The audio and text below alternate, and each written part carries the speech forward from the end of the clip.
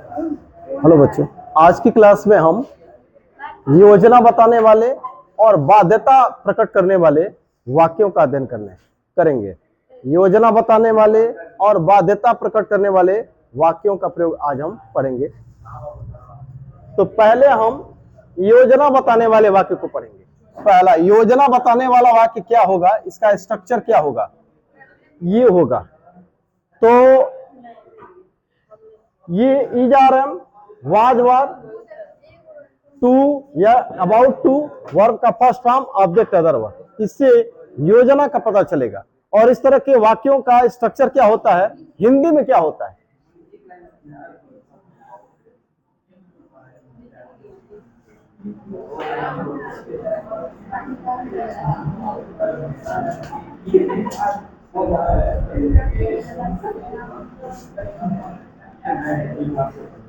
हिंदी का स्ट्रक्चर ये होगा, जैसे मुझे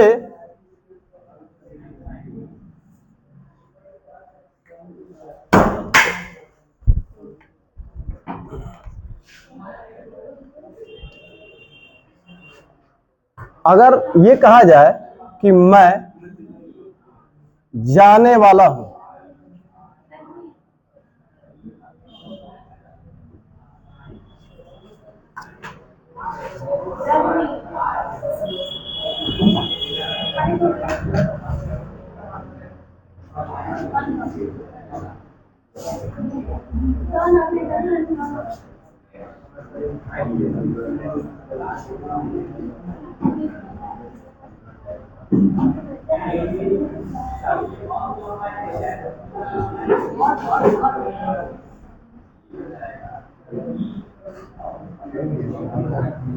ये तीन तरह के वाक्य हैं।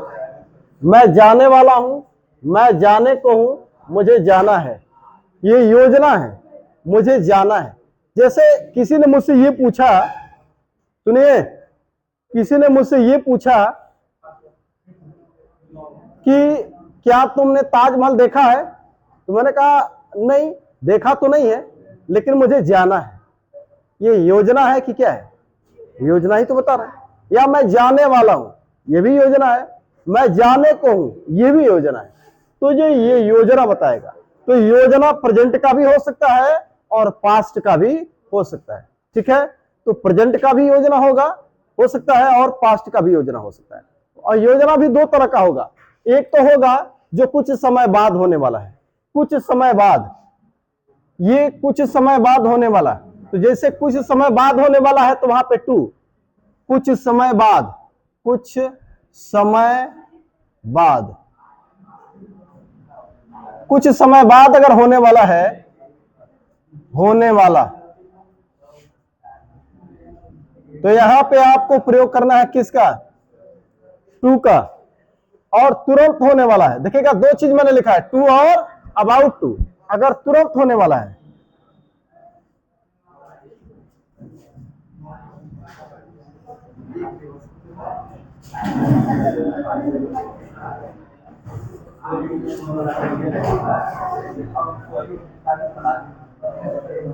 देखिएगा दो चीज मैंने लिखा है, सुनिए।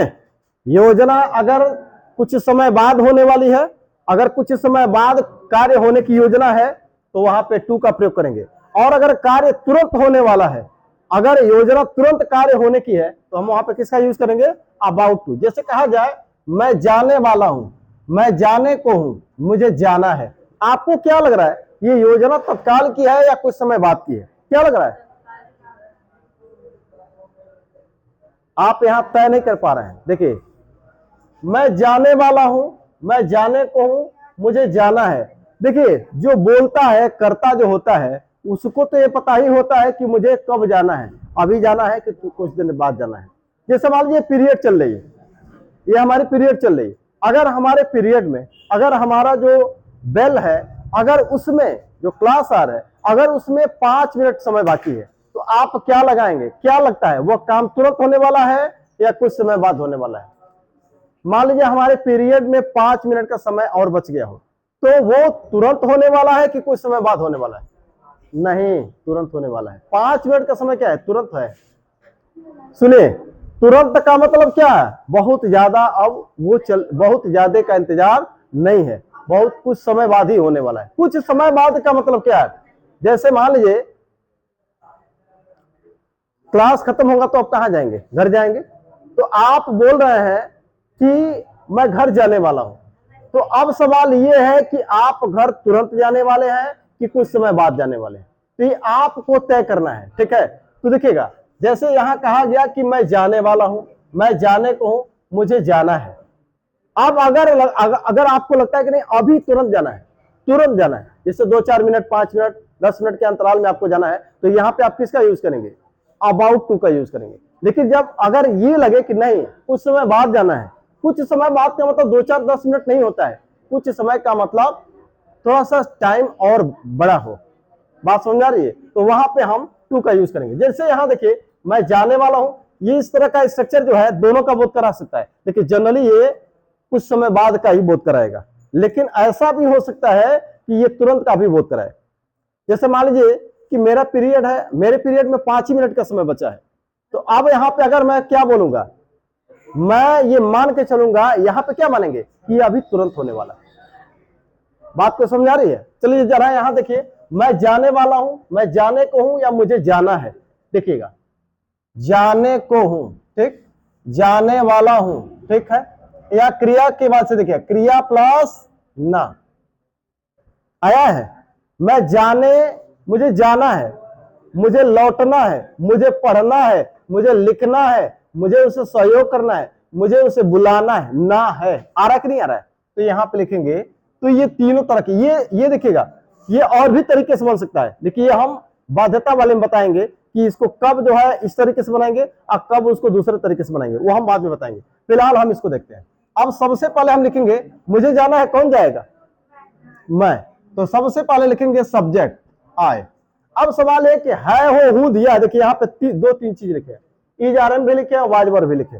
आपका सेंस क्या कर रहा है दिया है तो यहाँ पे इजारम में लिखे या वाजवर लिखे? क्या लिखे? क्या लिखे हैं? इजारम। इजारम लिखेंगे तो आई के साथ क्या लिखे? एम, ठीक है। अब कुछ समय बाद होने वाला है, हम इसको मान के चलते हैं कि ये कुछ समय बाद होगा, तत्काल की योजना नहीं है, ठीक है।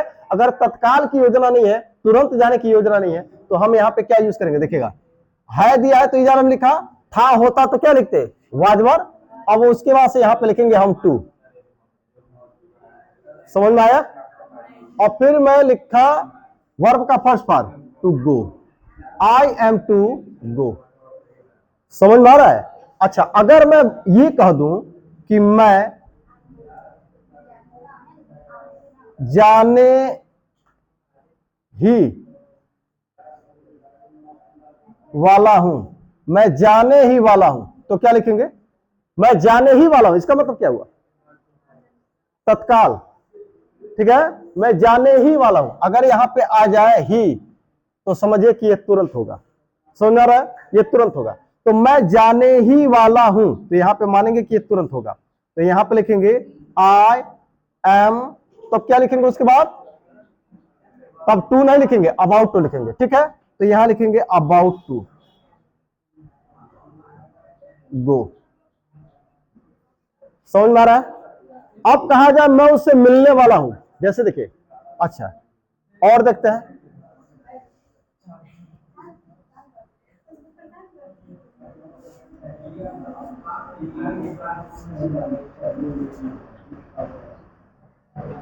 मैं उससे मिलने वाला था, मैं उससे मिलने वाला था, या मुझे उससे मिलना था।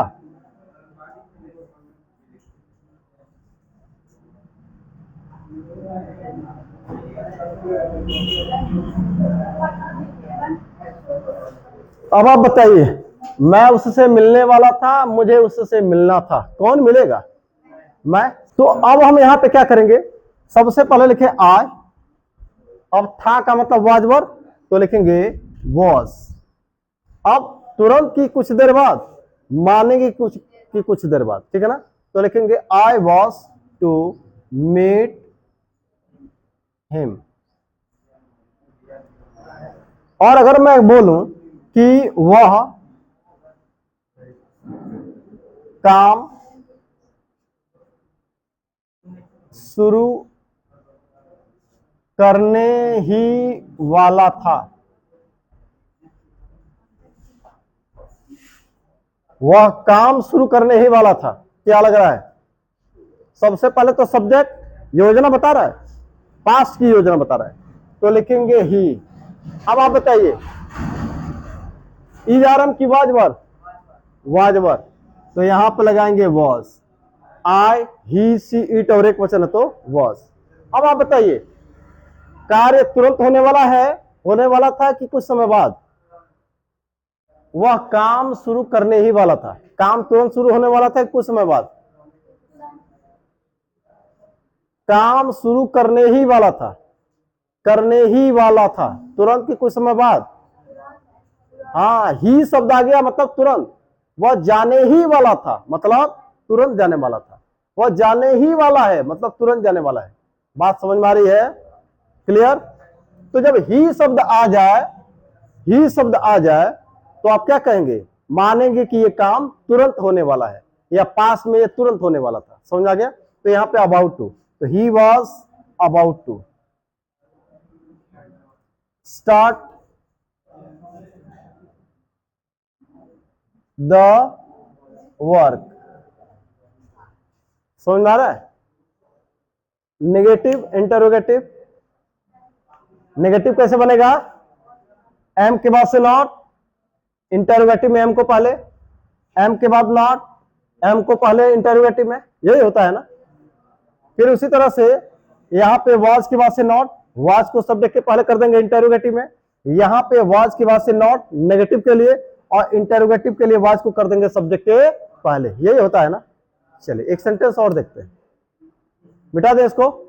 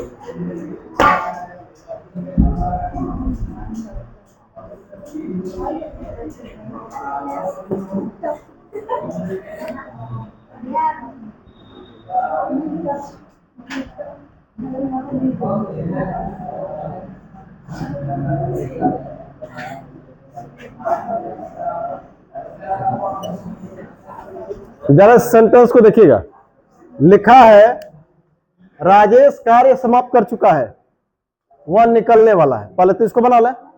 देखिए दोनों सेंटेंस एक दूसरे से जुड़े हुए हैं। राजेश कार्य समाप्त कर चुका है, वह निकलने वाला है। पहले इसको बना ले। कार्य समाप्त कर चुका है यानी अभी प्रेजेंट परफेक्ट है, तो लिखेंगे प्रेजेंट परफेक्ट है तो क्या हो जाएगा? Rajesh has finished the work. Rajesh has finished the work, ये हो गया। वह निकलने वाला है। आपको क्या लग रहा है, अभी निकलेगा, तुरंत निकलेगा या कुछ समय बाद निकलेगा? अभी निकलेगा ना। कह रहा है कि राजेश कार्य समाप्त कर चुका है। यहां पे ही शब्द नहीं है, लेकिन फिर भी यहां पे ऐसा सेंस है, क्या कर रहा है? राजेश काम समाप्त कर चुका है या कार्य समाप्त कर चुका है, वह निकलने वाला है। इसका मतलब यह है कि वो रुका ही है काम समाप्त करने के लिए। यानी जब वो काम समाप्त हो गया तो उसको तुरंत निकलेगा या कुछ समय बाद? तुरंत निकलेगा। बात समझ आ गई? यहां दोनों सेंटेंस एक दूसरे से जुड़े हैं और इसका सेंस हम निकालेंगे इसके आधार पर। यानी कह रहा है कि राजेश काम समाप्त कर चुका है और वह निकलने वाला है, ही नहीं है, लेकिन फिर भी ऐसा लगता है कि यह कार्य तुरंत होगा। इसके संदर्भ को पढ़ने से, पिछले वाक्य को पढ़ने से ऐसा लगता है, पिछले वाक्य को जोड़ के पढ़ने से ऐसा लगता है कि उसके निकलने का काम अभी तुरंत होना है। बात समझ आ रही है? यहां मानेंगे कि ये काम तुरंत होगा। समझा रही है? क्योंकि काम समाप्त कर चुका है और इसको जोड़ के पढ़ने से बिल्कुल यही सेंस निकलेगा कि यह काम अभी तुरंत होगा। ठीक है, तो ये निकलने का की जो योजना है, तत्काल निकलने की योजना है। ठीक है, तो यहाँ पे अबाउट टू का यूज करेंगे। यहाँ ये ना सोचे कि ही नहीं आया है तो नहीं करेंगे, नहीं, यहाँ ही नहीं है तो भी ये काम तुरंत होगा। तो यहां लिखेंगे ही इज, क्या लिखेंगे, इज आर एम, और उसके बाद से लिखेंगे हम अबाउट टू। भाई देखिए, जो बोल रहा है उसको तो पता है ना, उसको पता है। हाँ, यहां हमने वाक्य को देख करके हमने सेंस लगा लिया। अच्छा, हम अगर बोले आपसे, हम अगर बोले जैसे मान लीजिए 4 बजे निकलना है मुझे, 4 बजने में 10 मिनट कम है, 5 मिनट कम है, हम क्या बोले, हम निकलने वाले हैं, क्या बोले, तुरंत कि कुछ समय बाद। हमें 4 बजे निकलना है, आपको भी पता है 5 मिनट बाकी है, 10 मिनट बाकी है, क्या माने, हमें निकलना है अभी तुरंत कि कुछ समय बाद, तुरंत, तुरंत मानेंगे, भविष्य की योजना नहीं है ये, तुरंत की योजना है। समझ आ रहा है? तो यहाँ पे अबाउट टू समझ में आएगा। अब यहां देखिए, he is about to leave, निकलना, लीव लिखेंगे, ठीक है ना। तो he is about to leave. अब यहां पे इसका नेगेटिव और इंटरोगेटिव कैसे बनेगा, देखिएगा कैसे बनेगा। इज के बाद से नॉट, अब क्या से शुरू होगा, तो इज को पहले। समझ में आ गया? तो चलिए, ये तो योजना बनाने वाले वाक्य थे। अब हम आते हैं बाध्यता बताने वाले वाक्य।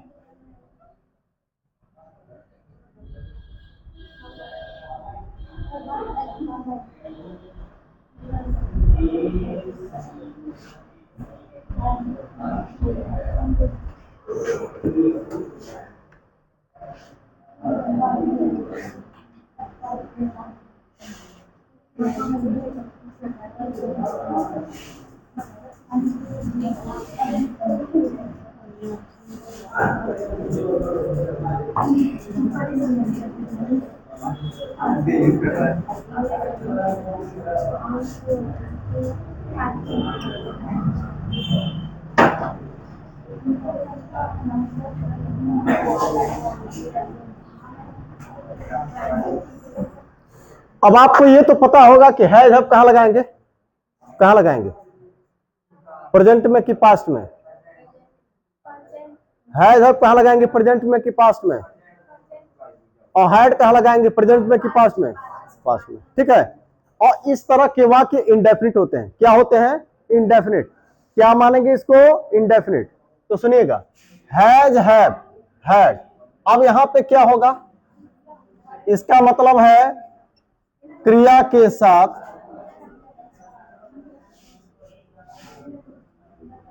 पढ़ता है,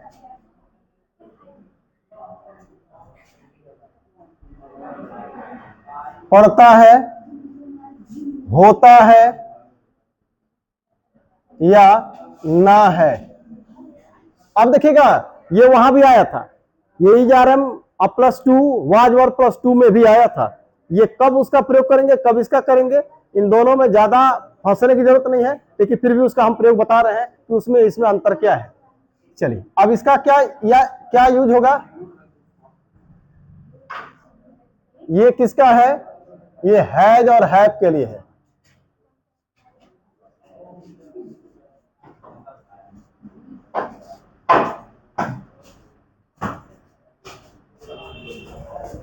और ये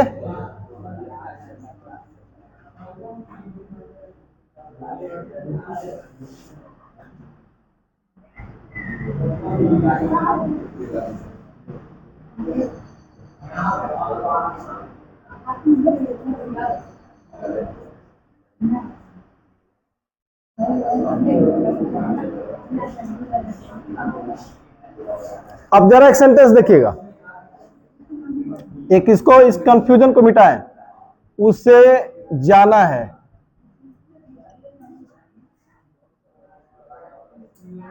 दो बातें, ये योजना भी बता सकता है, बाध्यता भी बता सकता है। जैसे मान लीजिए किसी ने मुझसे पूछा कि क्या आपने ताजमहल देखा है, क्या आपने ताजमहल देखा है।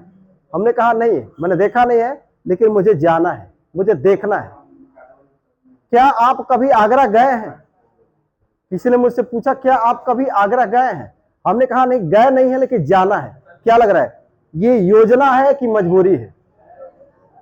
योजना है कि मजबूरी है कि बाध्यता? देखिए मजबूरी ही बाध्यता है, बाध्यता का मतलब मजबूरी। तो अब आप बताइए, किसी ने मुझसे पूछा क्या आप आगरा गए? मैंने कहा नहीं गए तो नहीं है, लेकिन मुझे जाना है। क्या लग रहा है, योजना है कि मजबूरी है? योजना है। अच्छा, अब मान लीजिए कि किसी ने मुझसे पूछा, जैसे मान लीजिए किसी की तबीयत खराब है, ठीक है, किसी की तबीयत खराब है, मान लीजिए घर पे किसी की तबीयत खराब है, मैं स्कूल में हूं, कॉलेज में हूं, जहां भी हूं, तो किसी ने पूछा कि क्या आपको जाना है, क्या आपको जाना है? तो मैंने कहा हाँ मुझे जाना है, मेरे घर पे एक आदमी की तबीयत खराब है। तो मैंने कहा घर पे एक आदमी की तबीयत खराब है, मुझे जाना है। ये योजना है कि मजबूरी है? मजबूरी है। तो ये क्या है, मुझे जाना है। अब देखिए किसी के घर पे हमारी तबीयत खराब है और हमने कहा कि मेरे घर पे एक आदमी की तबीयत खराब है, मुझे घर जाना है। तो घर जाना है ये योजना है या मजबूरी? मजबूरी, ठीक है। तो अब यहां पे जब आपको लगे कि ये मजबूरी है तो आप किसका प्रयोग करें? Has, have, had plus two. बात समझ आ गई? और जब आपको लगे कि ये योजना है तो इज, आर, एम या वाज, वर प्लस टू, ठीक है ना। लेकिन देखिए दोनों में ज्यादा आपको फंसने की जरूरत नहीं, जहां समझ में ना आए दोनों में से कोई यूज कर सकते हैं, जहां समझ में ना आए वहां पे दोनों में से कोई प्रयोग कर सकते हैं। Is, are, am plus two, I am to go, जैसे देखिए उसे जाना है, he has to go, he is to go. जब आपको समझ में ना आए, अगर आपको समझ में ना आए कि मजबूरी है कि योजना, तो दोनों में से कोई यूज कर, तो दोनों में आप दोनों में से कोई यूज कर दीजिए। लेकिन जब एकदम स्पष्ट हो कि ये योजना है तो ही इज टू गो, और जब स्पष्ट हो कि नहीं मजबूरी है, बाध्यता है, तो ही हैज टू गो। समझ में आ गया? तो अंतर, इसमें ज्यादा फंसने की जरूरत नहीं है, ठीक है, अंतर यही है। चलिए तो अब हम बनाते हैं, हम इसको कौन सा टेंस मानेंगे? इसको इंडेफिनिट मानेंगे। क्या मानेंगे? इंडेफिनिट, इंडेफिनिट, इसको मानेंगे इंडेफिनिट टेंस। तो प्रेजेंट इंडेफिनिट में क्या होता है? प्रेजेंट इंडेफिनिट में देखिए अगर नहीं आएगा तो प्रेजेंट इंडेफिनिट में क्या लगाएंगे? Do not, does not. Past indefinite में क्या लगाएंगे? Did not. तो ये सारी चीजें, तो ये इंडेफिनिट है। दूसरी चीज कि आपको ये बताएं, परफेक्ट आपने पढ़ा होगा तो आपको पता है कि हैज कहां लगाते हैं और हैव कहां लगाते हैं, लेकिन आपको यह भी पता होगा कि डू डज कहां लगाते हैं। जैसे डू, डज और डिड, ये तीन शब्द ऐसे हैं कि इनके बाद केवल हम हैव का ही प्रयोग करते हैं। इसका भी ध्यान रखना है। अब हम इसको बनाते हैं, आप जरा देखिएगा। जैसे कहा जाए मुझे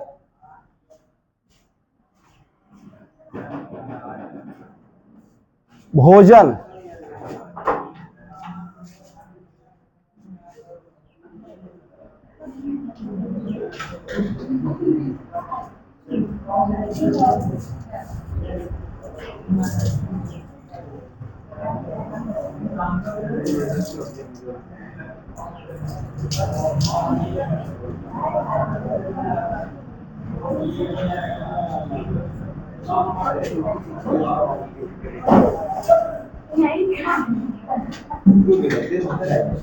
देखिएगा, तीन तरह की चीजें हैं यहाँ पे, सुनेगा, तीन तरह की चीजें हैं।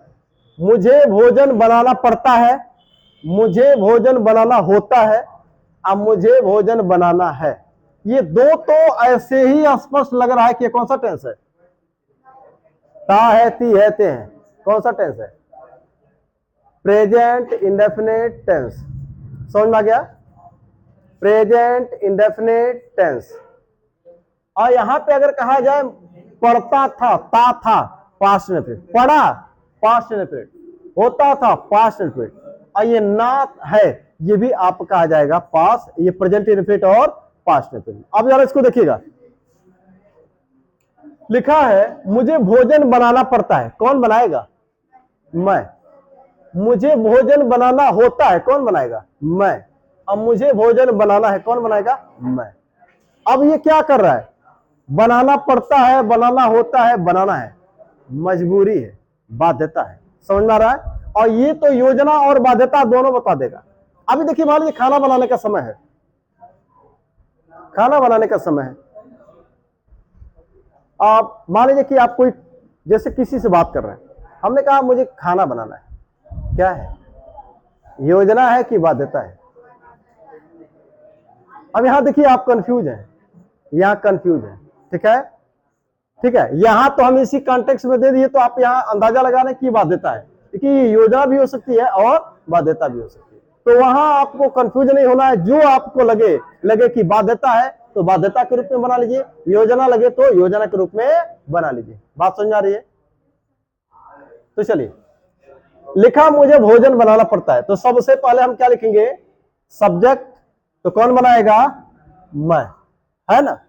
उसके बाद से लिखेंगे हैज या हैव, तो आपको पता है हैज हैव कहां लगाते हैं, सुनिएगा, आई, वी, दे, यू, और बहुवचन क्या लगाएंगे, हैव, तो यहां लगाएंगे हैव। और यहां पे हो उसे, उसे का मतलब, यहां उसे का मतलब क्या मानेंगे, ही और सी, और उन्हें का मतलब क्या मानेंगे, दे, क्या मानेंगे, दे। तुम्हें का मतलब क्या मानेंगे, यू, ठीक है। आपको का मतलब यू, समझ में आ गया? इसको मिटा रहा है, अब बोलो। नहीं, हमें, ये देखिए आप ये ध्यान दीजिए, उसे बनाने का मतलब कौन बनाएगा, उसे बनाना पड़ता है, कौन बनाएगा, वह। उन्हें बनाना पड़ता है, कौन बनाएगा, वे। ऐसे वाक्यों में जब उसे आए तो समझिए ही या सी, एक वचन पुल्लिंग है तो ही, एक वचन स्त्रीलिंग है तो सी, और अगर बहुवचन है तो आप क्या मानेंगे, दे। इसका मतलब एक वचन पुल्लिंग, इसका मतलब एक वचन स्त्रीलिंग। अब जैसे मान लीजिए कि राकेश नाम का कोई व्यक्ति है, हमने कहा उसे पढ़ना पड़ता है, तो ही लगाएं कि सी लगाएं कि दे लगाएं, है ना। मान लीजिए कि सीमा नाम की लड़की है, मैंने कहा उसे पढ़ना पड़ता है, क्या लगाएंगे, ही, सी, दे में से क्या लगाएंगे, सी। कहा जाए कि राजेश और मोहन नाम के दो लड़के, हमने कहा उन्हें पढ़ना पड़ता है, क्या लगाएंगे, दे, बहुवचन के लिए दे। समझ में आ रहा है? मुझे के लिए आए,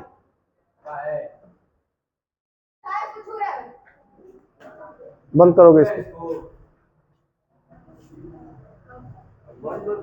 तुम लोग बेवकूफ हो क्या? उसी से पूछ लिया, सही चूहे हैं, चूहे नहीं है अब बताओ, इसमें एडिटिंग करनी पड़ेगी तुम्हारी।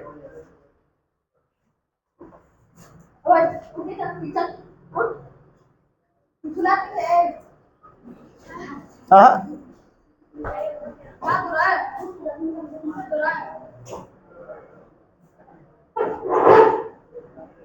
चालू करो, चलो।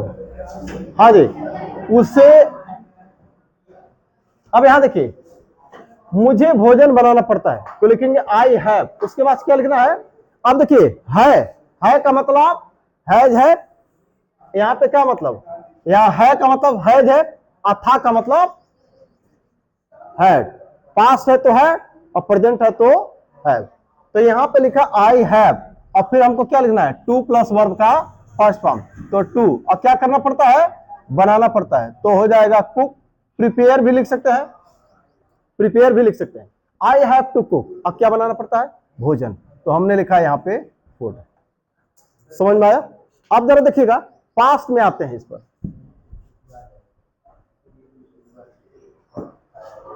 अगर हम कहें उसे लिखना पड़ता है, उसे लिखना पड़ता है, कौन लिखेगा, एक वचन पुल्लिंग है तो ही, एक वचन स्त्रीलिंग है तो सी, ये आप तय कर लेंगे पढ़ने से। देखिए उसके आगे पीछे के सेंटेंस को आप पढ़ेंगे, कॉन्टेक्स्ट को आप उसको गौर करेंगे, तो आपको पता चलेगा कि वह मेल है कि फीमेल है। तो अगर एक वचन पुल्लिंग है तो ही, एक वचन स्त्रीलिंग है तो सी, और बहुवचन हो तो दे। तो लिखा हमने, अब मान लीजिए इसको हमने मेल मान लिया, पुरुष मान लिया, एक वचन पुल्लिंग मान लिया, तो क्या लिखेंगे, ही। अब पढ़ता है तो यहाँ पे हैज है में से कोई एक लिखेंगे, तो हैज की हैज, ही हैज, और उसके बाद से टू, देखिए हैज टू और उसके बाद से हैज हैव, उसके बाद से टू और उसके बाद से वर्ब का फर्स्ट फॉर्म। ये ध्यान है कि हमेशा वर्ब का first form, has have had, to के साथ हमेशा वर्ब का फर्स्ट फॉर्म। अब देखते हैं इसका नेगेटिव इंटरोगेटिव देखते हैं, ठीक है। अब सुनिए, हमने कहा कि ये इंडेफिनिट है, तो ये प्रेजेंट इनडेफिनिट, ये भी प्रेजेंट इनडेफिनिट। अब देखिए, अगर इसको प्रेजेंट इनडेफिनिट मान लें तो आपको नेगेटिव बनाने के लिए क्या करना पड़ेगा? नहीं, वो तो होता ही है, वो कहीं देखने को मिलता है। चलो देखिएगा, एक स्ट्रक्चर ये है, एक तरीका, ये तरीका तो नहीं है, ये सही तो नहीं है, लेकिन किताबों में अक्सर ये दिखता है। किताबों में बहुत से, लगभग अधिकांश किताबों में ये चीज आपको दिखेगी। कैसे? I have not to cook food. अधिकांश किताबों में यह स्ट्रक्चर आपको दिखेगा। यहां पे क्या लगाएंगे? He has not to write. अधिकांश किताबों में यह आपको दिखेगा। बात समझ आ रही है? लेकिन सही क्या है, आपको क्या लगता है? मान लीजिए कि एक स्ट्रक्चर ये हुआ, एक स्ट्रक्चर इसका ये हुआ, दोनों स्ट्रक्चर हुए। मैंने इसमें हमने इसको इस तरह से बनाया और इसको भी ऐसे बनाया। मैंने हमने क्या किया? हैज के बाद से नॉट लगाया, हैव के बाद से नॉट लगाया। लेकिन क्या है, देखिएगा, ये जो हैव है, देखिएगा हैव जो होता है ये क्या है? यहां पे हैज हैव और हैड, हैज हैव हैड, ये क्या है? यहां पे मेन वर्ब है। हैज हैव हैड क्या है? मेन वर्ब है। देखिएगा, हैज हैव हैड यहां पे क्या है? मेन वर्ब का काम कर रहा है। ये टू प्लस वर्ब का फर्स्ट फॉर्म जो है ना, ये कभी भी टू प्लस वर्ब का फर्स्ट फॉर्म जब आए तो वह कभी मेन वर्ब उसको न माने, कभी भी उसको मेन वर्ब न माने। तो अगर वो मेन वर्ब नहीं है तो फिर ये क्या है? तब ये हैज हैव हैड क्या है? मेन वर्ब है। अब कभी आपने देखा है, जैसे लिखा जाए ही गोज टू स्कूल, कभी आपने इसको नेगेटिव बनाएंगे तो क्या बनाएंगे? ऐसे बनाएंगे।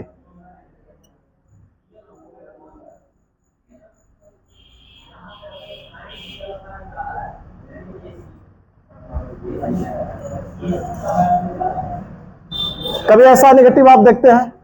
मुख्य क्रिया के बाद कभी नॉट लगाते हैं? नहीं, नॉट कहां लगता है? हमेशा सहायक क्रिया के साथ, हमेशा सहायक क्रिया के बाद लगेगा। ध्यान रहे कि जब भी टू प्लस वर्ब का फर्स्ट फॉर्म आए तो उसको आप मेन वर्ब नहीं मानेंगे, मेन वर्ब नहीं मानेंगे। बात समझ आ रही है? तो जब वो मेन वर्ब नहीं है, जब इसके साथ कोई और मेन वर्ब नहीं, ध्यान से सुनिए, हैज हैव हैड के बाद से मेन वर्ब क्या होता है? केवल वर्ब का थर्ड फॉर्म ही मेन वर्ब बन सकता है। हैज हैव हैड के बाद यदि तुरंत बाद थर्ड फॉर्म नहीं है तो यानी कि हैज हैव हैड क्या है? मेन वर्ब है। बात समझ आई है? अगर हैज हैव हैड के बाद से सुनिएगा, अच्छा मेन वर्ब के बाद से कभी नॉट लगता है? नहीं, ठीक है। तो अब जैसे देखिएगा, अगर लिखा है ही हैज कुक्ड फूड, वह भोजन बना चुका है इसके बाद से क्या आया? वर्ब का थर्ड फॉर्म, वर्ब का थर्ड फॉर्म आया। तो जब ये थर्ड फॉर्म है तो यहां पे क्या है? मुख्य क्रिया, हेल्पिंग वर्ब है। क्या है? हेल्पिंग वर्ब है। लेकिन जरा देखिएगा, हैज हैव हैड के बाद से थर्ड फॉर्म नहीं है। अगर हैज हैव हैड के बाद से थर्ड फॉर्म नहीं है तो यानी कि वो मुख्य क्रिया नहीं हो सकता।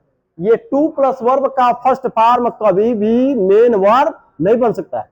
बात समझ आई? तो अगर हैज हैव हैड के बाद से थर्ड फॉर्म नहीं है तो वो हैज हैव हैड क्या होगा? मेन वर्ब होगा। समझ में आ गया मेरी बात? जैसे he is a boy, is क्या है? Main verb. He is going, is क्या है? Helping verb. सुनिए एक मिनट,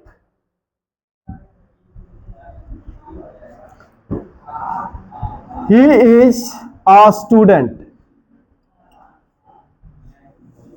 और ही इज रीडिंग।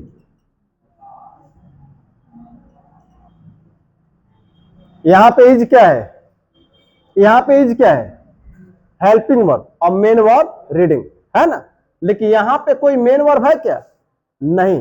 तो यहां मतलब यहां पे कोई और मेन वर्ब तो है नहीं, तो इसलिए यहां पे क्या है? इज मेन वर्ब है। बात समझ आ रही है? तो इज के बाद कोई मेन वर्ब नहीं है, नाउन है, तो यहां पे यह मेन वर्ब है। तो उसी तरह से हैज हैव हैड के बाद से यदि थर्ड फॉर्म आता है तब तो हैज हैव हैड क्या है?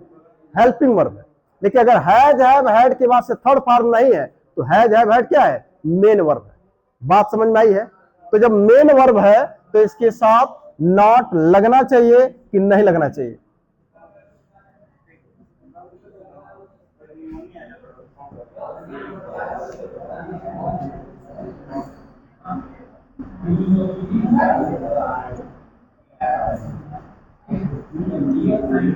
ऐसा स्ट्रक्चर आपने कहीं देखा है? कुक्स not food, he is cooking not food, नहीं। कभी भी नॉट कहां आता है? हेल्पिंग वर्ब के बाद। मेन वर्ब के बाद कभी नॉट नहीं आता है। समझ में आया है कि नहीं आया?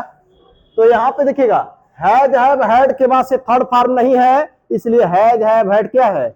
मेन वर्ब है। समझ में आया मेरी बात? तो मेन वर्ब के बाद से नॉट लगाना उचित नहीं है। ये मेन वर्ब है, तो यहां इसके बाद से नॉट लगाना सही नहीं। हाँ, लेकिन क्या है कि भाषा क्या है? ये इंग्लिश एक भाषा है, तो भाषा में क्या है कि कभी कभी बोलने की सुविधा को देखते हुए या अन्य सुविधाओं को देखते हुए कुछ एडजस्टमेंट कर लिए जाते हैं। तो इस तरह के स्ट्रक्चर किताबों में, अधिकांश किताबों में देखा जाता है, अधिकांश किताबों में देखा जाता है। लेकिन जरा देखिएगा, एक स्ट्रक्चर और हम बना रहे हैं। जैसे देखिए, अगर हम इसको प्रेजेंट इनफिनिट मानते हैं, है मानना नहीं है प्रेजेंट इनफिनिट, ठीक है। तो प्रेजेंट इनफिनिट अगर है तो हम यहाँ पे नेगेटिव बनाने के लिए क्या करते हैं? प्रेजेंट इनफिनिट में डू नॉट या डज नॉट, तो यहां पे लिखेंगे डू नॉट, और यहां पे क्या लिखेंगे? क्या लिखेंगे? Does not. लिखेंगे कि नहीं लिखेंगे? है ना, लिखेंगे। अब यहां पे देखिए डू नॉट और डज नॉट, और देखिए डू डज और डिड के बाद से हमेशा वर्ब का फर्स्ट फॉर्म सुनेगा। आपको ये तो पता है कि डू डज और डिड के साथ हमेशा वर्ब का फर्स्ट फॉर्म आता है, ठीक है। तो हैव का अगर देखिए, हैव माना लेना खाना भी होता है, करना भी होता है। तो हैव का अगर देखा जाए, देखिए जैसे go first, went second, gone third, uh going ये fourth form, uh goes fifth form. बात समझ आ रही है? तो जैसे ही में जब हैव में जैसे यस यस गो में लगाते हैं तो गोज बनता है, ही सी इट और एक वचन करता है तो गोज लिखते हैं ना, तो उसी तरह ही सी इट और एक वचन करता है तो क्या हो जाता है? हैज हो जाता है। लेकिन जब डू नॉट डज नॉट लगाते हैं तो सबके साथ क्या हो जाता है? एक ही हो जाता है। तो डू नॉट डज नॉट होता है तो बेस फॉर्म ही लगाते हैं, लगाते हैं कि नहीं लगाते? तो उसी तरह से बेस फॉर्म क्या है? देखिएगा हैव, ये फर्स्ट फॉर्म है। आज जब इसमें जैसे गो का गोज होता है उसी तरह से हैव का क्या हो जाता है? हैज होता है। जैसे गो का जैसे ये फर्स्ट फॉर्म है और यहाँ पे यस यस आई यस जैसे लगाते हैं तो गोज हो जाता है, वैसे जब इसको इसकी ऐसा करने की जरूरत पड़ती है तो उसका हैज है, यानी कि फिफ्थ फॉर्म ये है। अच्छा, सेकंड और थर्ड फॉर्म में इसका क्या होता है? जैसे गो का सेकंड फॉर्म वेंट, तो इसका सेकंड फॉर्म क्या है? हैड। और थर्ड फॉर्म भी है, ये सेकंड भी है और थर्ड फॉर्म भी है। बात समझ में आई है? और आईएनजी लगाएंगे तो कहां लगाते हैं? आईएनजी बेस फॉर्म में लगाते हैं तो हैविंग भी हो जाता है। समझ में आई है मेरी बात? अब देखिए, अब देखिए आपको यहां लिखे हैं डू डज और डिड के साथ हमेशा क्या होगा? हैव होगा। डू डज और डिड के साथ हमेशा हैव ही होगा। समझ में आया? कभी हैज या हैव नहीं होगा, क्योंकि हैव ही बेस फॉर्म। हमने कहा ना कि हैव मतलब लेना खाना करना भी होता है। समझ आ गया? तो यहां पे करने से ही अर्थ है। अब सुनिएगा, तो जब ये मेन वर्ब है तो हैव को, अब देखिए डू नॉट डज नॉट है तो हम केवल हैव ही लिखेंगे। अब यहां पे डज नॉट है तो यहां पे हैज था ना, यहां पे हैज था, हम यहां पे क्या कर देंगे? हैव कर देंगे। समझ में आया? अब उसके बाद से क्या आ रहा है? हैज के बाद से टू राइट, यहां पे to write, to write, to right.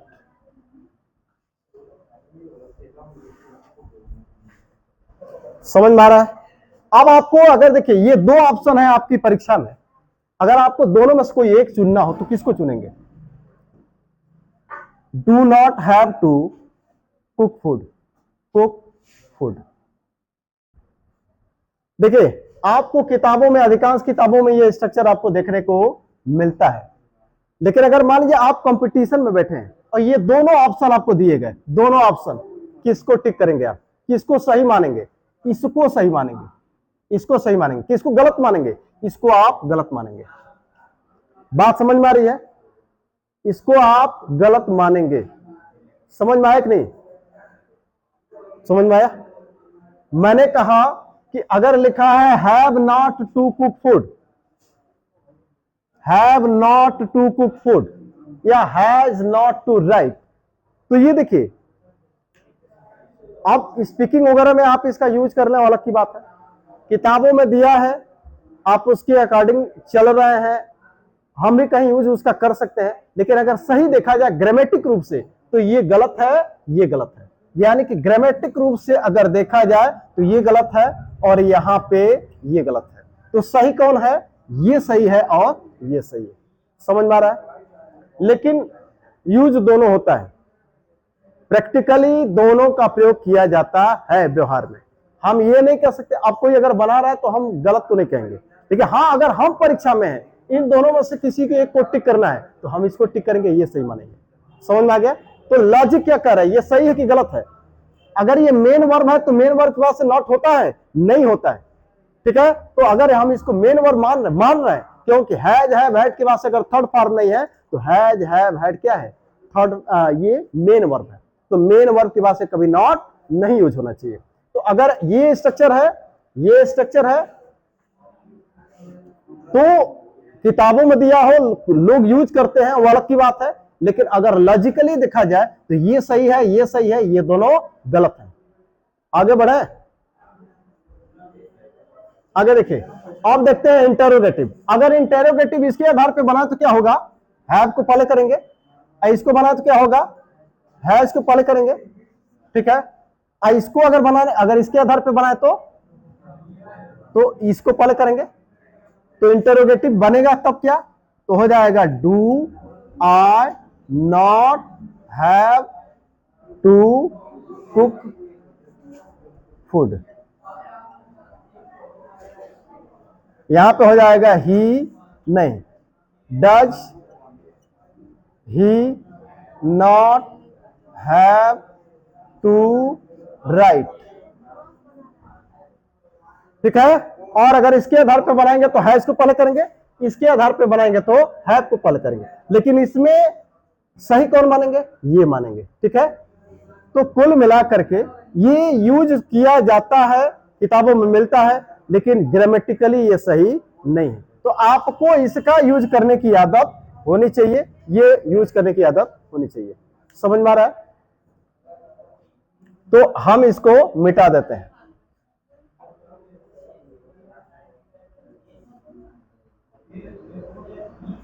Clear? ये हम इसको इंडेफिनिट मानते हैं, तो इंडेफिनिट में क्या करेंगे? इंडेफिनिट में नहीं के लिए क्या करेंगे? डू नॉट डज नॉट लगाएंगे, और जब डू नॉट डज नॉट लग जाएगा तो हैज नहीं होगा, केवल हैव ही होगा। डिड नॉट लग जाएगा तो हैड ही, हैव ही होगा, हैड नहीं होगा। ये हो गया, ये प्रेजेंट का हो गया। पास्ट का देखते हैं, मिटा दें इसको, मिटा दें।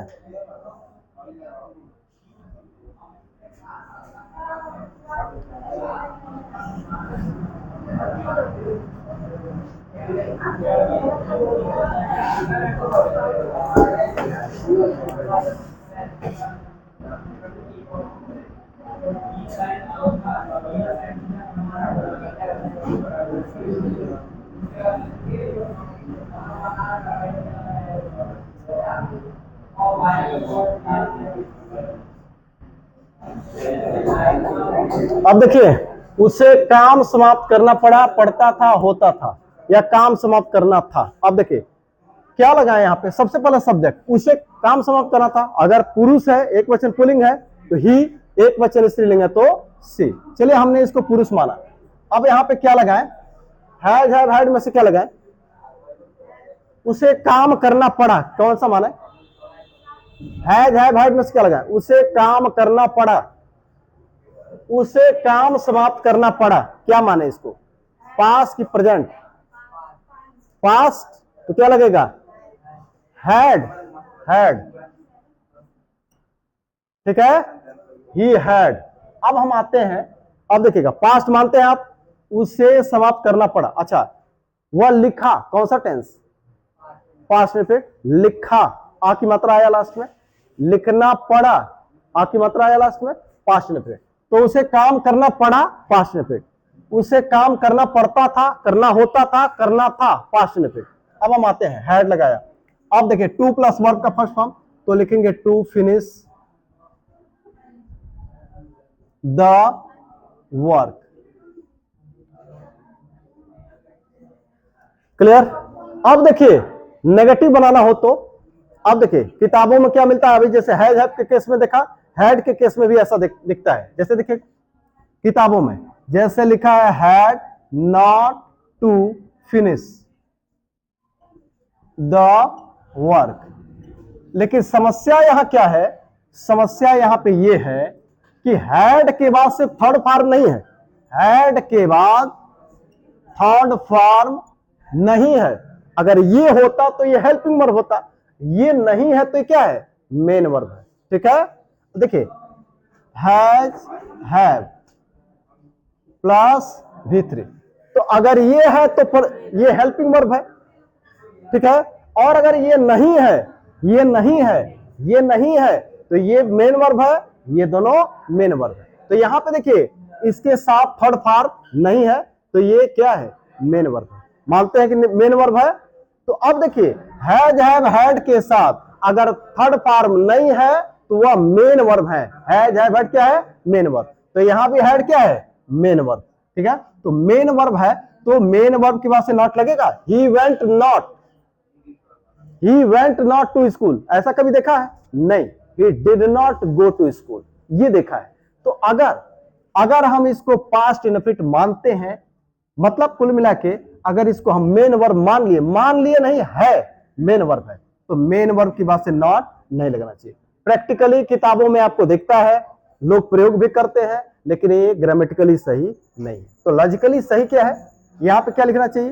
अब अगर ये पास्ट इनफिनिट है तो क्या लिखना चाहिए, पास्ट इनफिनिट का नेगेटिव बनाने के लिए क्या करना चाहिए, डिड नॉट, तो यहां पे लिखेंगे did not.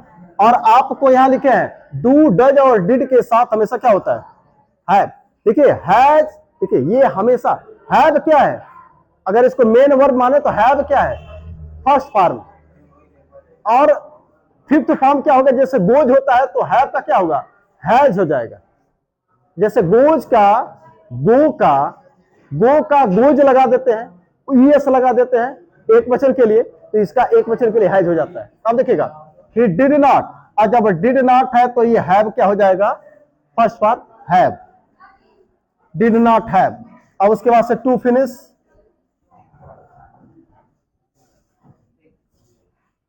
To finish the work.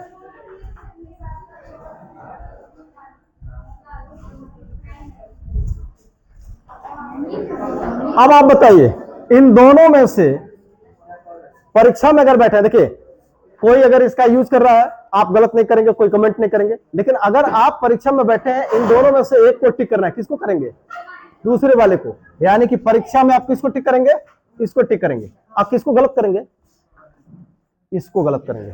समझ आ रहा है, ये तब जब दोनों में से एक को चुनना हो तो ये सही है, ये गलत है। अब आप बताइए अगर इसको बेस मान के इंटरोगेटिव बनाना हो तो यहां पे किसको पहले करेंगे, हैड को कर देंगे। अगर इसको बेस मान के बनाना हो तो किसको करेंगे, डिड को करेंगे। तो यहां पे हो जाएगा did he not have to finish the work. आया समझ में। तो जब वो गलत ही है तो हम उसको काट दे रहे हैं, हटा दे रहे हैं।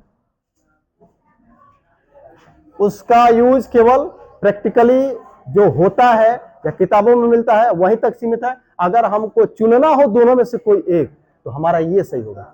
और अगर इंटरोगेटिव करना है तो डिड क्या हो जाएगा, पहले हो जाएगा।